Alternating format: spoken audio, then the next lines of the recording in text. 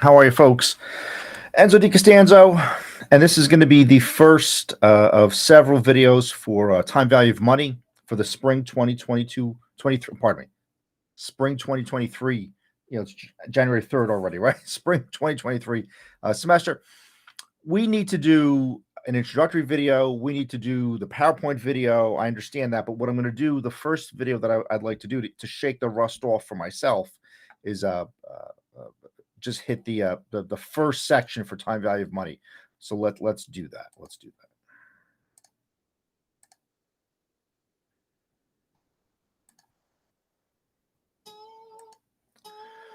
Okay, folks, this is where we are. So this is a significant chapter.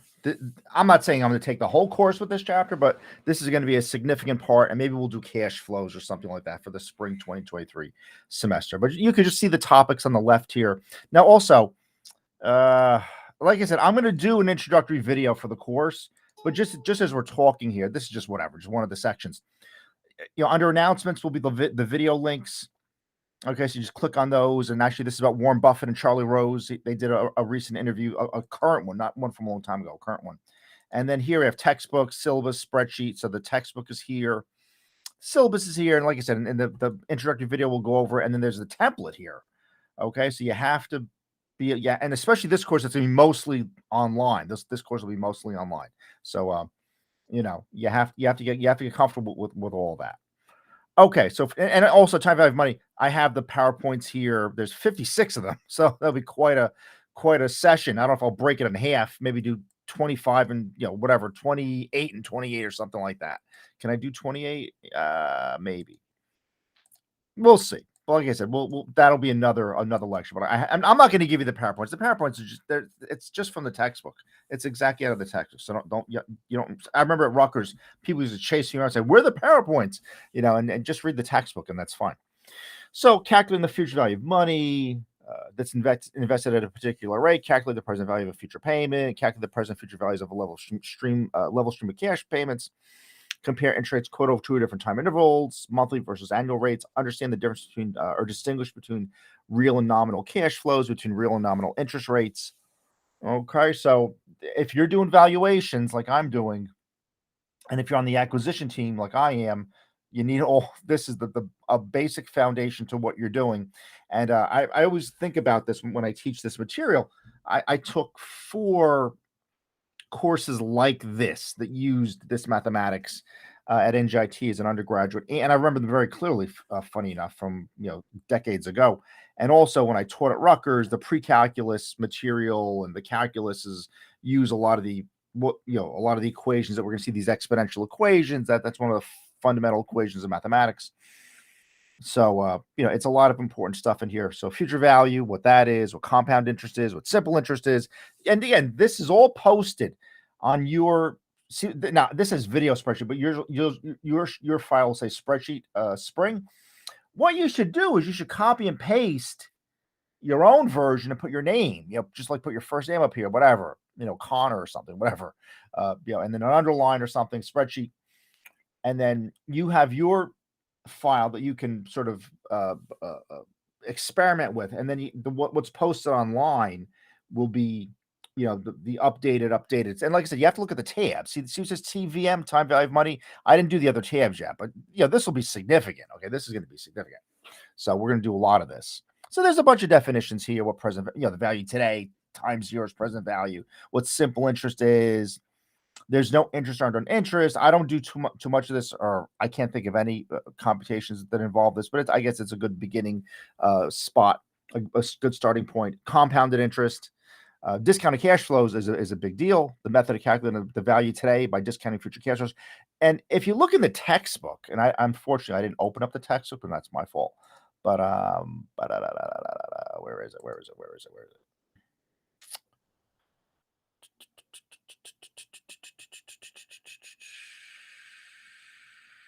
Looking for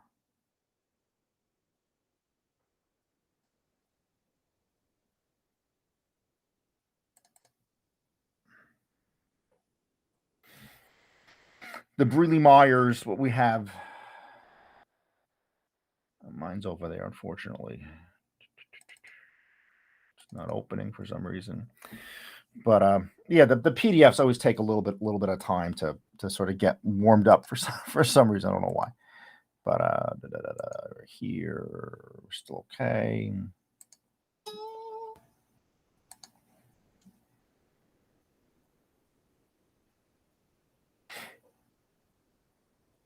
Yeah, sorry, folks. I should have had this opened up already.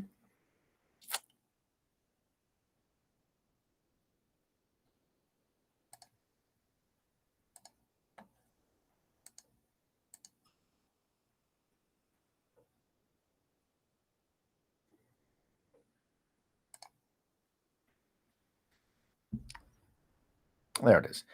8th edition.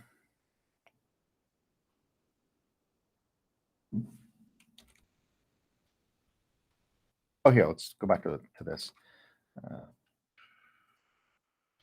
Brindley Mars Marcus. This is a big one. Is that the is that the lipstick building in New York? No, it's probably in Boston. That's probably something in Boston. There's a couple versions of this. There's a principal's version, and there's some other version. There's 3 of them. I just wanted to show you the quick. There's usually like a quick table of contents at the beginning of these. Here it is. There's a quick one, and I've taught this whole book pretty much. At Rutgers, I remember one summer I taught M&A and international options. I remember I taught that one summer. This I haven't. I've taught this in the accounting course, but I haven't used that directly in. But everything else here, extensively taught the first 4 chapters and certainly these. But if you look through all of these next 5 chapters all really rely on time value of money. Okay, so and then you can see the valuation is the biggest part of the book. Okay, so that should be a signal to you guys about the importance of it. Okay, so just keep that in mind. You know what's going on with that. That's an important piece of the puzzle. So valuing stocks, valuing bonds, net present value, discounted cash flow, making investment decision, project analysis. That's all important stuff as you go through. Like I said, the book, then it's like, and you have everything, waiting for you, which is important. With the discount rate in economics textbook that we use, I would do a whole discussion on opportunity cost. Opportunity cost is basically just the discount rate. It's the opportunity that you forego to pursue your real estate opportunity or your banking opportunity or your hedge fund opportunity or whatever, your special situation somewhere, right? You're foregoing 6% from Morgan Stanley fixed income to do much better, you hope, doing something else. Okay, but the opportunity cost is an important concept. We're not going to talk about it today, but that's certainly an important concept in economics and in finance. Even the accountants, that's important. So with the factor, we'll talk about what the discount factor is. It's a way to it's a multiple times the dollars times a dollar quantity, as opposed to really going through the math every single time. But I'll talk about that. Annuity, level stream of cash flows at regular intervals. I remember there was I taught this a couple summers ago, and there was a student in there. I guess she worked for the Newark Board of Education or something like that. And she was, those folks have a very nice, and state of New Jersey employees have a very nice retirement retirement package. And she was asking about annuities. And it's funny how this becomes very important, a lot of this material, when you've got a choice to make for retirement plans, and this vocabulary starts popping up in your job. Okay, because all of a sudden this stuff becomes very important, right? What a perpetuity is, that's a big part of the valuation models. And actually that's almost a stream of cash flows that never ends. But yeah, obviously it does at some point. I don't think there's any company that's just been around much longer than there's maybe trying to think, General Motors, perhaps General Electric. Those were around, I don't know, about 100 years, but maybe, but certainly around a while. Annuity factors, and again, we'll get discount factors, annuity factors. We'll get into what annuity do means, and again, you have to be sort of comfortable mathematically and with diagrams, and we'll get to some, again, just going through these sort of dry definitions right now. It's hard unless you have a numerical example. That's why for myself, just to sort of shake off the rust with this, I wanted to get to just get to the first section right away. What an effective annual rate is, what an annual percentage rate is, what an inflation rate is, what a nominal interest rate is, what a real rate is. Okay, and some of this other stuff. I think these are just some footnotes. What an IOU is, what truth in lending is, the rules for calculating APR. I remember from my Queens College days, which were just a couple of years ago. I remember the banks had, there were Chinese banks. There's a very heavily Asian population. The Casino Boulevard, Main Street part of Queens, the eastmost part of Queens, just before you get into Long Island, and it's still New York City. You're in New York. It has NYPD police vehicles, and the council people are New York City politicians, and it's there's a subway. The number 7 stops here. One stop past City Field is Queens College. Then you have to walk a little bit, or you could take a bus. But um, uh, this whole, and a heavy Asian immigrant population that maybe aren't so sophisticated financially, or what have you, but maybe more sophisticated than maybe you think sometimes. But those banks, the Asian banks, were posting in the windows, what the AP at the time was 1 or 2%. Just a couple of years ago was when interest rates were very low. But we'll get to all that through the examples. Oh, and like I said, we have the textbook here, so let's not worry about running to the textbook, because the Excel is pretty self-explanatory. It says interest equals interest rate times the initial investment.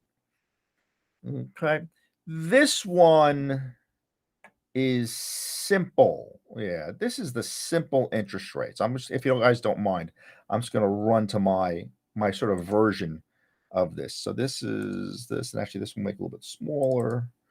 So what did we do here? You had $100 initial investment, 6%. You're at the beginning of the first year, and you want to know what your interest income is. Okay, and this is present value. We computed that. Present value, we computed that. Okay, so this is gonna be 6%. Yeah, of the previous. Yeah, so this is. I was just checking if these are simple interest or they were not simple interest.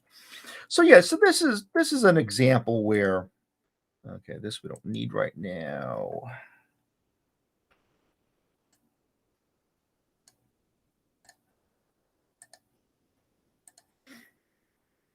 Yeah, we're here with this. And why are these so large? These don't have to be this large, and this doesn't have to be this large, and this definitely doesn't have to be that large. Okay, so we'll try to clean these up a bit. But you're computing interest income is what you're doing here. And again, you will distinguish yourself in a big way if you understand you understand this material and how to get these arrows and what's going on with all this stuff. So, and actually this is like that about, and yeah. So, and actually looking at this, we're just going to move this. These arrows come from, it says insert, and then it says shape. See, you just click on the arrow, click, and right there, and there's your arrow. See, and you can change the color. You can right click on the color, and you could change the color to red or something, right? You can do it, thicken it. You can right click, format the shape, make it thicker. So you can make these things thicker. So you can do a lot of artistic stuff. And let me tell you, so good presentation of what you're talking about. It never hurts you. That never hurts you. So what are we basically looking at here? And actually, what else is going on here? Nothing else. It's just this. Okay. Yeah, so we're going to look at this one first. And actually, I was thinking with this section of how much time I was going to take doing this. We'll try to keep it to an hour or so. We'll break it up into pieces a bit. Okay, so you have $100 initial capital and an interest rate of 6%. Okay, and also down here, so here's this time index and that kind of a thing. It's important to be able to see this. This is too big. Yeah, you don't need that big. It's important to be able to go through your indices here. So this is a 1 equals 1 plus 1, which is 2, and you could, or just type them in yourself and say Control D. You create your indices yourself. So now, sort of actually, and also this one should be a little bit smaller. And again, this is a couple summers ago that we made this. And actually, as I'm doing this, I'm hitting save just to save my work as I go. You want these numbers here. You want this number, right? The category is number. You want it centered. The font is black for the time being. You're not making a border. You're not filling it with anything. But you want to be able to go through the format cells choices. That's just Control 1, or see, it says font up here. Hit the little uh, lever here, right? Format the cells. That's not an icon. The little corner arrow here. If maybe it's the corner arrow. But you want to set your index up. So your time horizon, it says end of the 5th year, end of the 4th year. There's a lot of detail here. The beginning of the 1st year, the end of the 1st year, these kinds of things. Okay. So this is, you started. I probably went a little further with this stuff than I really, really needed to. There's $100 right there. That's beginning of the 1st year is 100. Okay. And then also, yeah, okay, balance at the end of the year. We're going to get to that.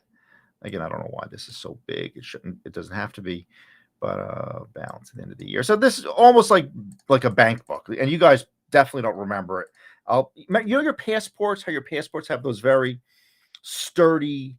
It's a book, right? Your passport's a little book, and the customs agents are stamping it. My passport is still a physical passport.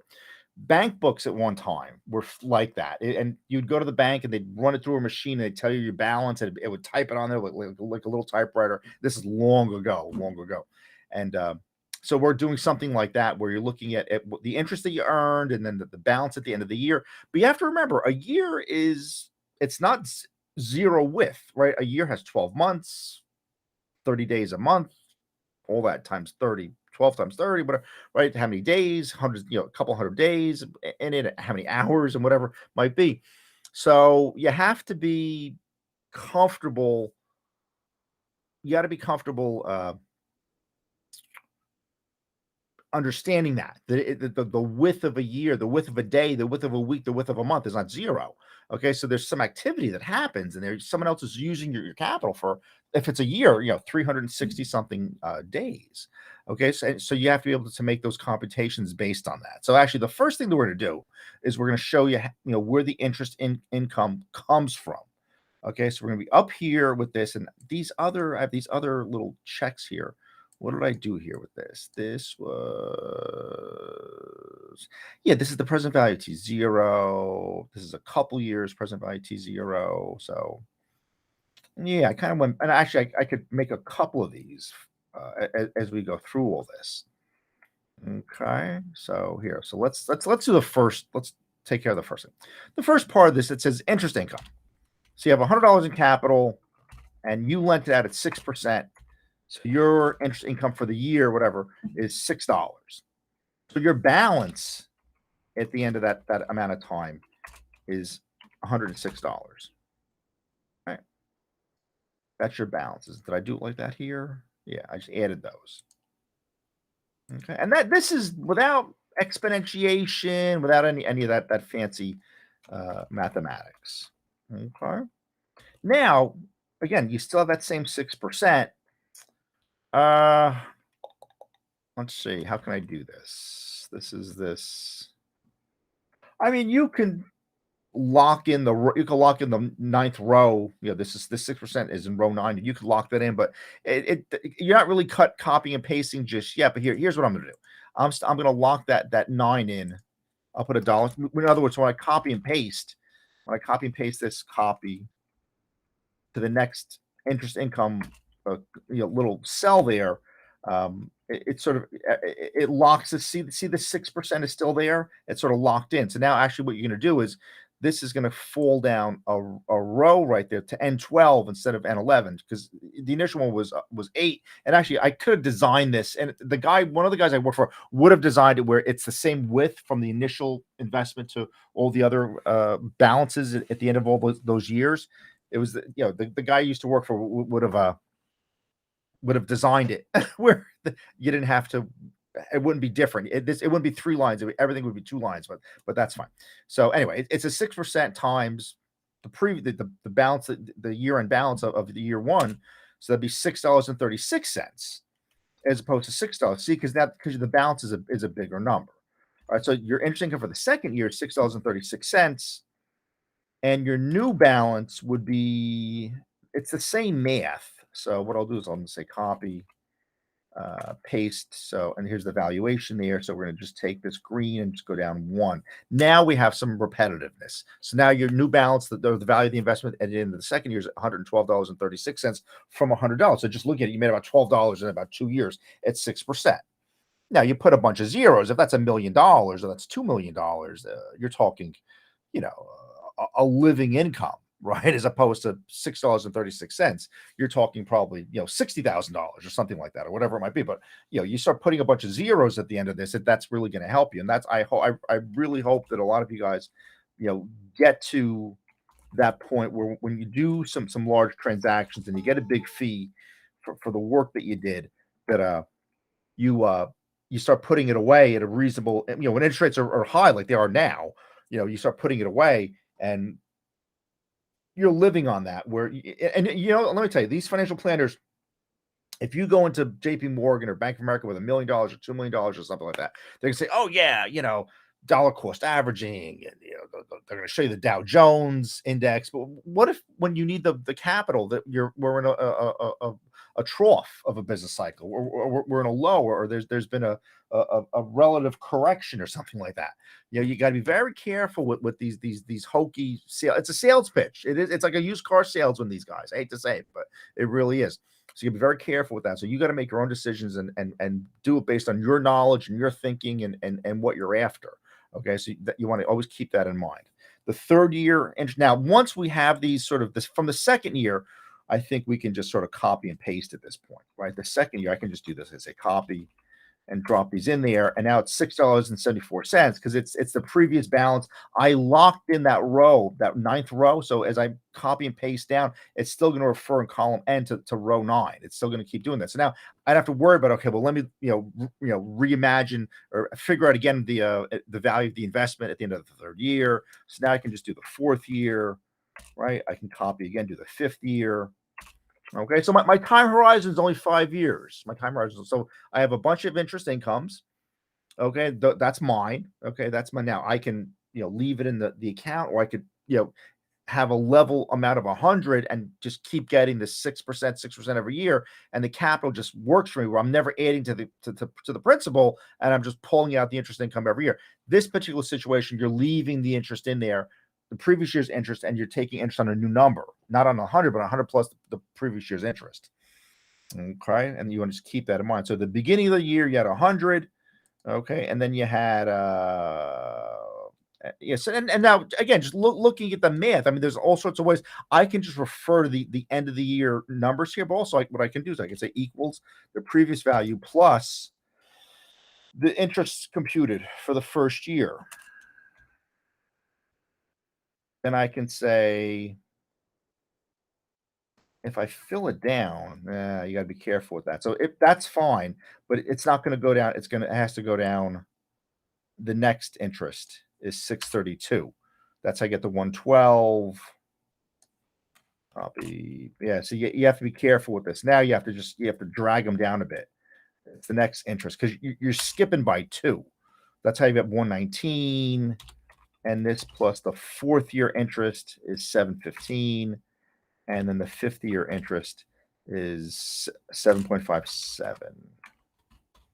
So what you have at the end of 5 years, which is not that long of amount of time, you've got a third more of your initial investment, right? You've made your total return is about 30%, right? So if you look at this here, I can just do it here, total. And again, this is what people ask me. So that's why we're doing this. Okay, because the people I work say, hey, what's the total return? And so, right. So they're always asking me stuff like that. So this thing minus the initial amount divided by the initial amount. And that's not dollars, obviously. You want this to be percentage, even one decimal place is fine. Center, and then hit OK. Right, there's your 30. There's your 33%, which is right there. Save.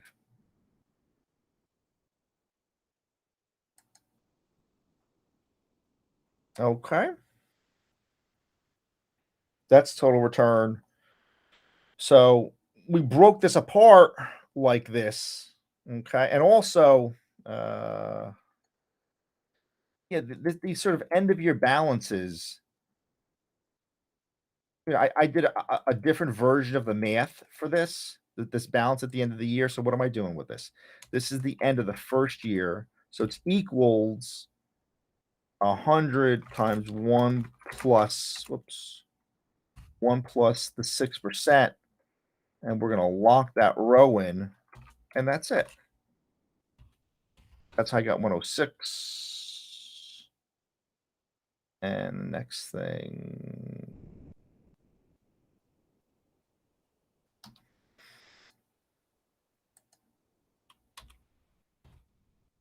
well, HV formula.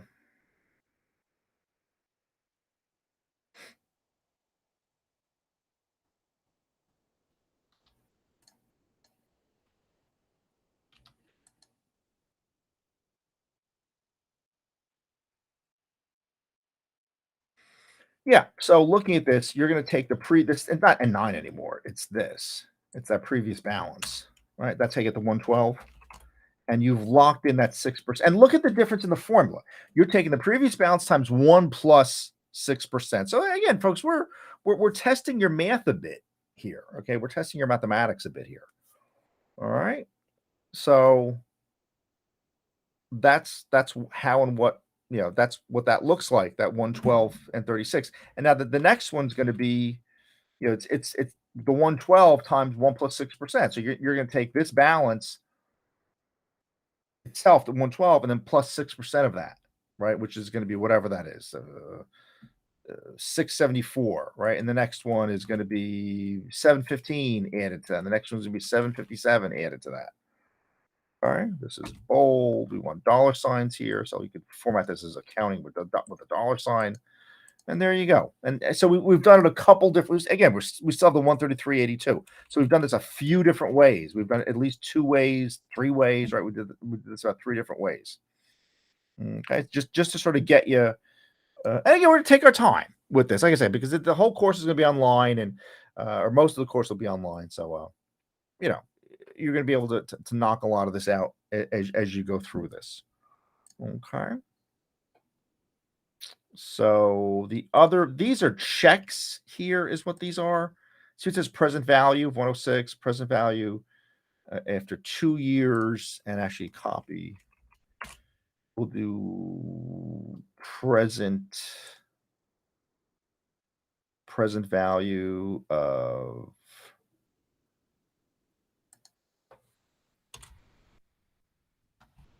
after 3 years.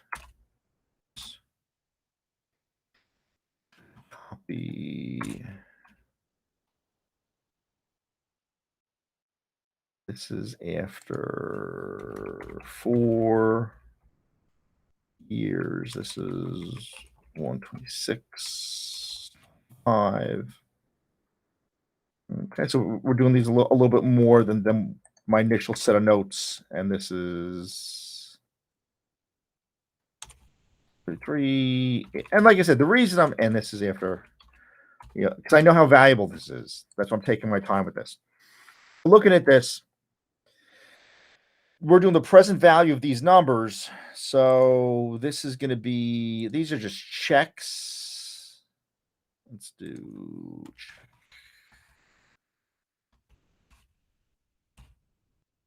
I know I know it's misspelled. So we'll do this. There's your check. So this is equal to this divided by parenthesis 1 plus 6% for 1 year. I don't have anything. Yeah, actually, what I could do, yeah, I can use that. I can use the time index at the bottom here. I can do the time index here.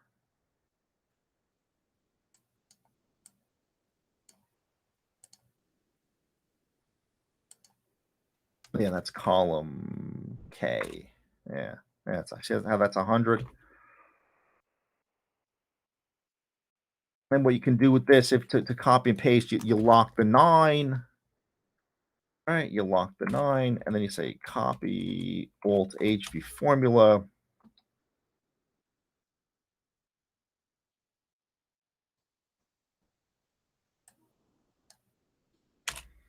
All right, that's the second one. Right, so this is the 112 divided by whatever, the second index there, right? The 32. All right, copy. And this is we're just bringing the formula over, and that's it. Okay, and this is going to be, what was this? This was 32, 33. Alt AG formula. This is 34.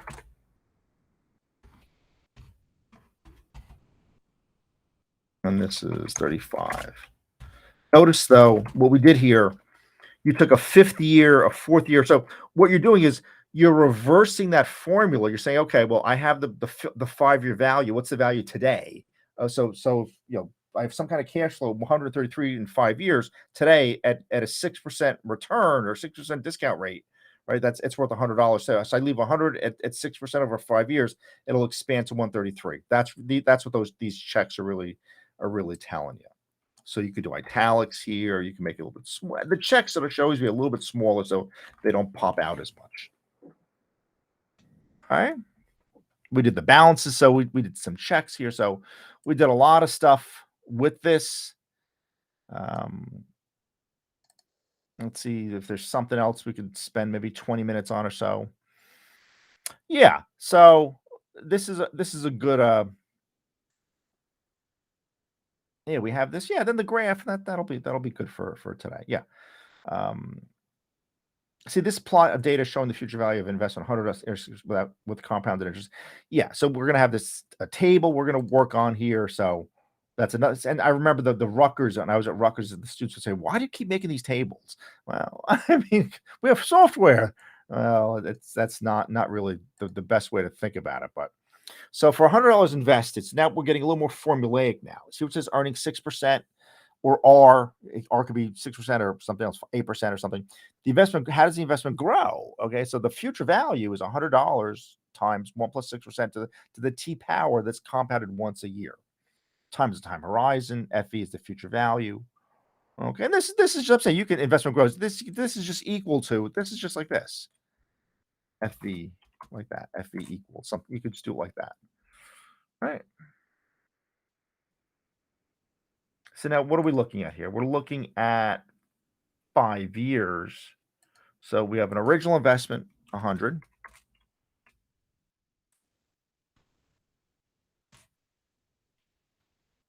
I have 5 years with this.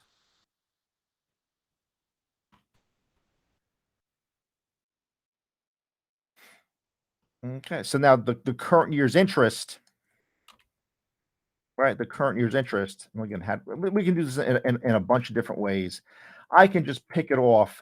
I could recompute it, but why do that when I just have it here? The current interest is just that 6. The current interest is 636. The current interest is 674. The current interest is 715. The current interest is 757.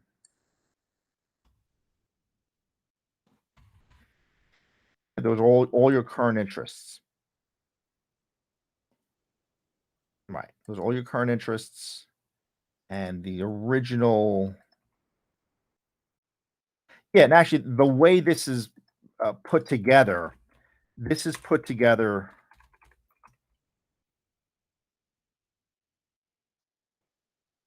This is put together so we can graph this. Who says original investments? I remember doing this. I remember this is a couple years ago they did this. I said to myself, how, okay, the current year interest, the previous year's interest, the balance at the end of the year. So we did all these. So as you click on these, right, you see the different pieces here.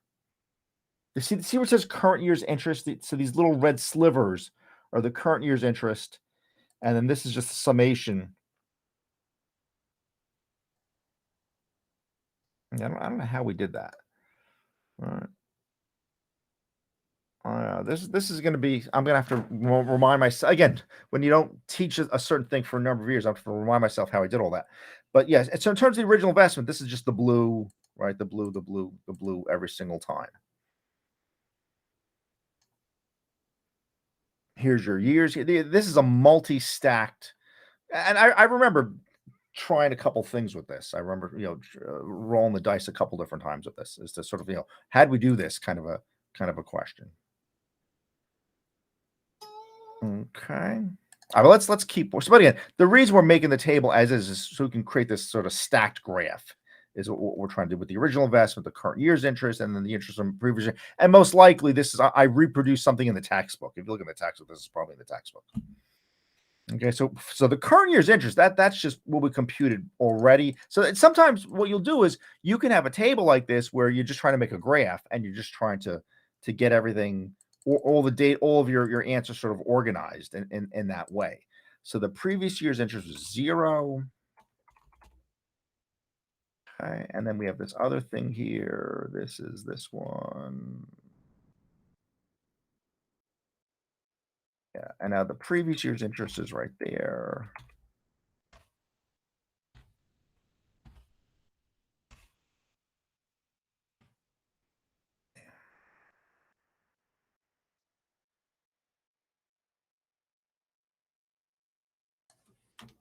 So we accumulated the interest that we get up to 26.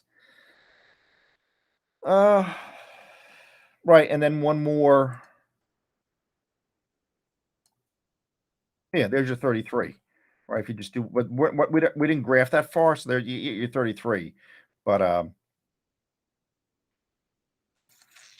so yeah, because if you're in these, so the first year there was no interest. The second year you had what the previous interest were.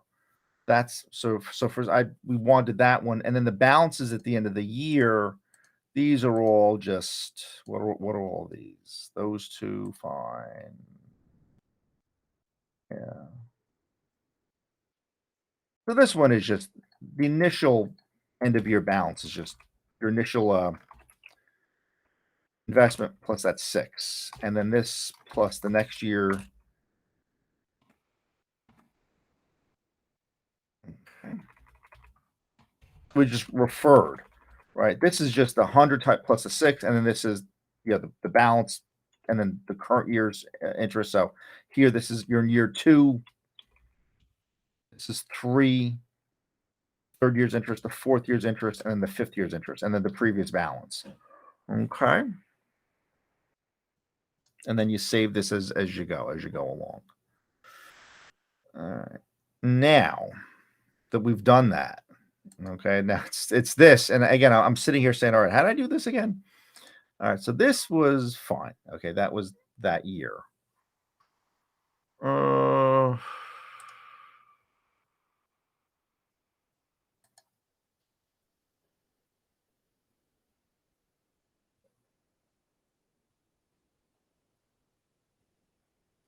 yeah, so had we do so we just I think we just stacked. Yeah, I'm looking at this and how I did this. Yeah, this is just the 3 of these. Yeah, again, so it was the trick was and how to organize this table. I'm sitting here sometimes, I'm trying to remember what gave me the inspiration in the summer of 2018 to do that, because that's what I think that's about when I worked on this. So, right, it looks like I just went like this, right? And then went to insert column stacked. Yeah, that's how I did it. And that was it. See? That's it. So again, so how you organize your data makes your graphing pretty good. And actually, what we're going to do here, if you guys don't mind, 18. So we're just going to do that. Copy, and we're going to come to this thing, layout, design, the first one with the title on top, layout, legend, top, chart title. We brought all those in there, and then well, let's see, that's 18 too, but caliber body 18. All right, it's the same one. And here with this, we could do, we could put a little border around it, and we can make this thing. And if you make them a little bit bigger, it sort of works with you.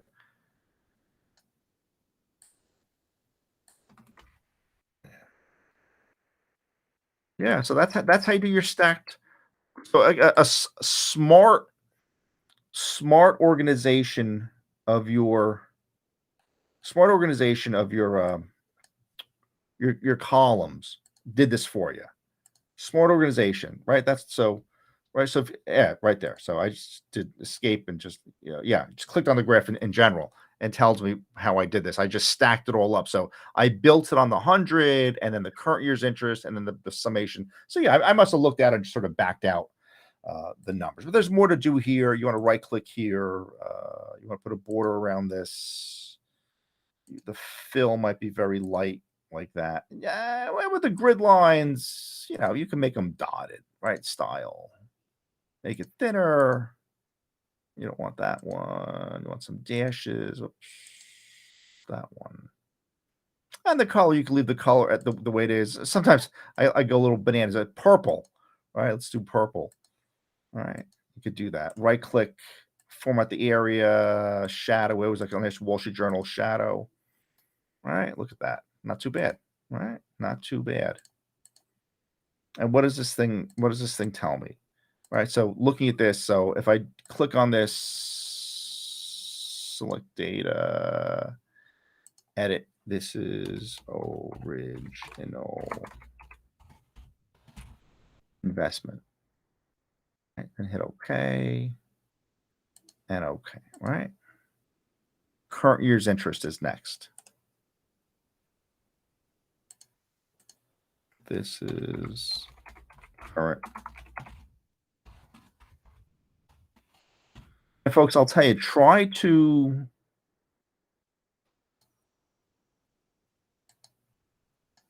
and the other one is interest from previous years. Try to when you're typing these titles in, this is interest from years.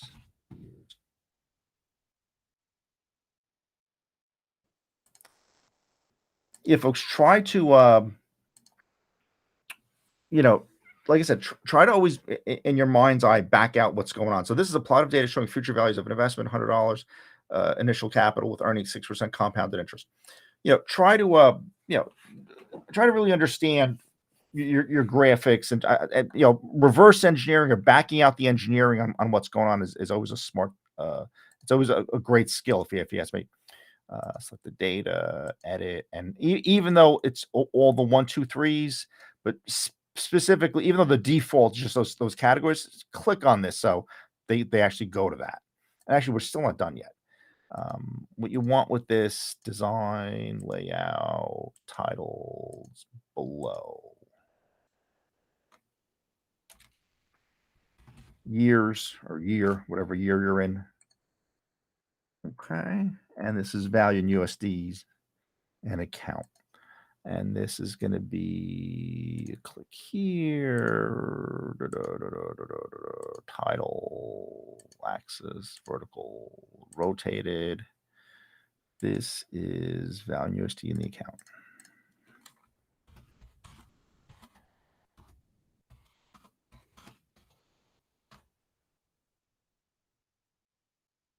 Okay. But there you go. That's your sort of your introduction to this topic. Okay, future values, compounding interest. Okay, so that's what. So you have a graphic of that. The next thing, um,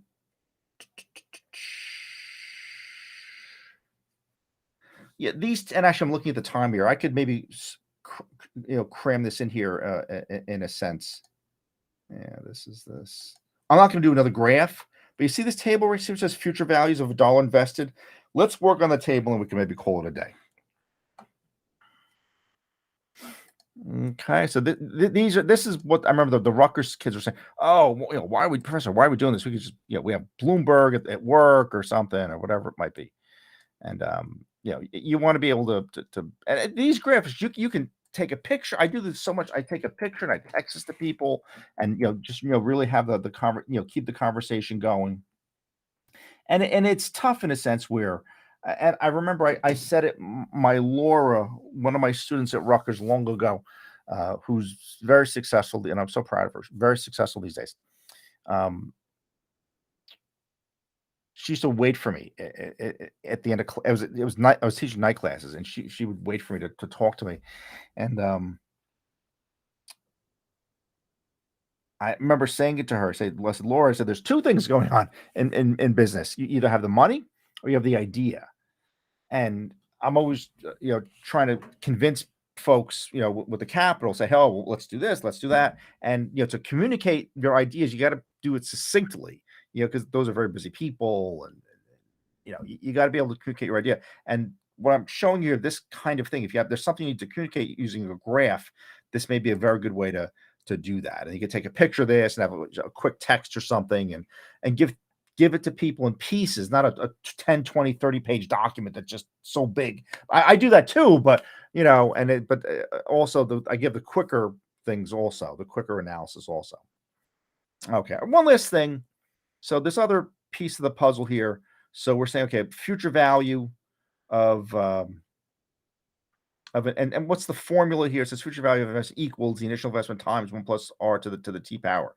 So we're looking at 1 year, 2 years, 5 years, 10, 20, 30. So 1, 2, 3, 4, 5, 10, 30. We could have done it like this, equals this plus 1 equals this plus 5 equals this 10 plus 10. You set up your years, you set up your 30-year sort of horizon here. And in terms of the rates, you say, okay, well, the professor, we picked whatever, we picked 6%. We did our interest income, compounding example. Okay, but let's do a spectrum. Let's do a 5%, a 6%, a 7%, an 8%, a 9%. Let's look at that. 10. Okay. Yeah, why are these so wide? Yeah, these don't have to be this wide.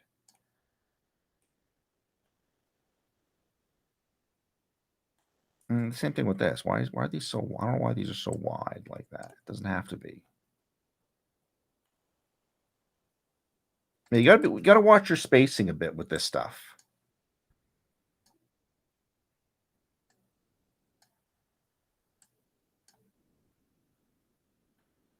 Yeah, watch. There's no like I said, there's got to be a reason for why things. This is a little uneven, but don't worry about it. But here, what we're basically going to be doing now is the following. So this is this.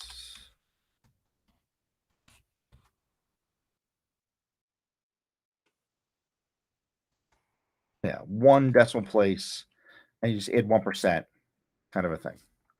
All right. So now here's what you have to do, though. So now you have to understand how Excel works, and you want to generate, 8 rows, 50 entries. You want to generate 50 entries is what you want to do. So, and it's a dollar, how a dollar investment grows. So here, let's equals, right, figuratively a 1 plus 5% to the first year. I think we all can understand that, right? That's $1, right? Times all that.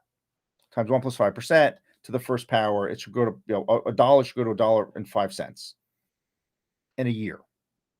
So I'd say, hey, professor, I'm done, right? I can just do, control D. Oh boy. Control R. Oh boy. What's did I forget how to what happened here? Did I forget how to work Excel? No. Okay, here's what happened. Here's why that looks so terrible. What you need to do, when you copy and paste, here, I'll just go over one, control R. Whoops. Right here. Control R. All right, this one was okay. Control D. See, now this one's not okay, and I'll tell you why. See how the 5% it fell, you lost your line of percentages. If you're just on the same line, you're okay. Okay, but you can lose your percentages, and you want to be careful that you don't do that. Okay, so you want to anchor that row 99, whatever it is. So you want to put a dollar sign there. And also, what you want to anchor your column for the column K. And also, this is it's assumed that the dollar. So you don't need this. That's an extra. We say 1 times this computation. That's an extra computation that you don't need to execute. Now here, this with 50 computations, not a big deal. But you're doing extensive computations, then that becomes a bigger deal. So here we did a little smart choosing of our anchors. Here, let's see what that looks like if I say Control D. That's a little bit better, right?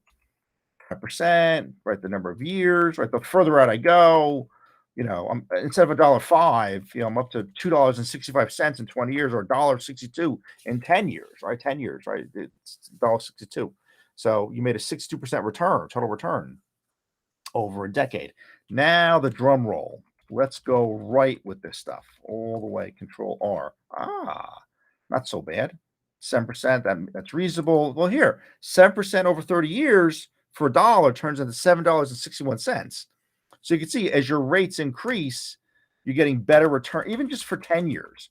You're getting better returns, doubling your money, in a decade, right? With higher interest rates. And even here, right? 4 years, you went from $1 to $1.46. We like that, right? Warren Buffett would like that. Okay. And you can see the prize here was this, right? The most time, the highest percentage, you've turned a buck into $17 in 30 years. I don't tell me somebody who wouldn't be happy with 17 times your money, right? I don't think there's many people who would be unhappy with that at 10%. At 10%. And if you lock that in, start locking that stuff in, right? You have the wisdom to do it.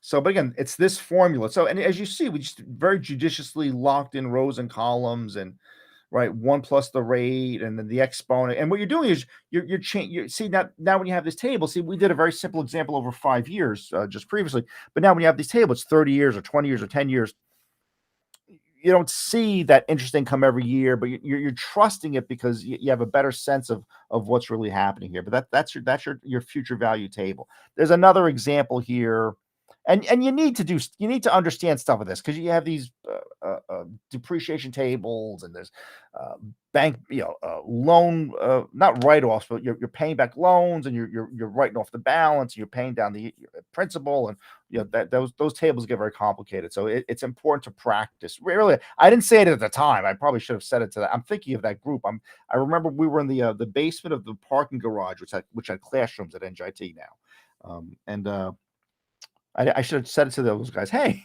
you'll need this for other table. I didn't say that, but I should have. So now here, the next we'll pick this up next time, but it's $100 table instead of $1. Okay, so so again, I don't want to just repeat myself here. And then we have a graphic here, and we have these are a little bit longer, sort of practical problems. The Manhattan Island version, there's a couple of these here.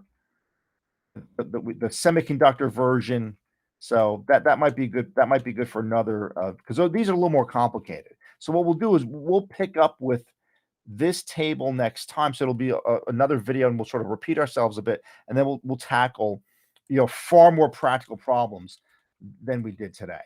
Okay, so we hit a good hour with this. So we have the stacked graph, and next time we'll make the scatter graph. We'll make this next time.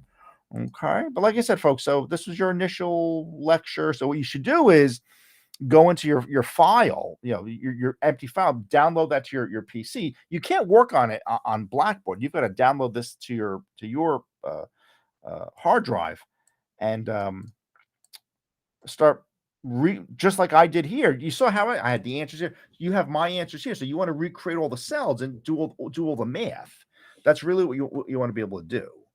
Okay, what the total returns are, whatever it might be. Okay, so like I said, folks, this was a good initial, myself included, shaking the rust off, and we'll pick this up. We'll pick this up again next time. All right, folks, thank you.